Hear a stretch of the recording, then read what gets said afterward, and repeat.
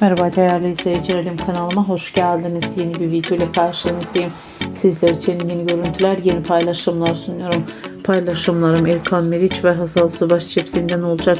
Birbirine yakışan çiftlerin güzel görüntülerini, mutlu paylaşımlarını umarım sizler de beğenirsiniz.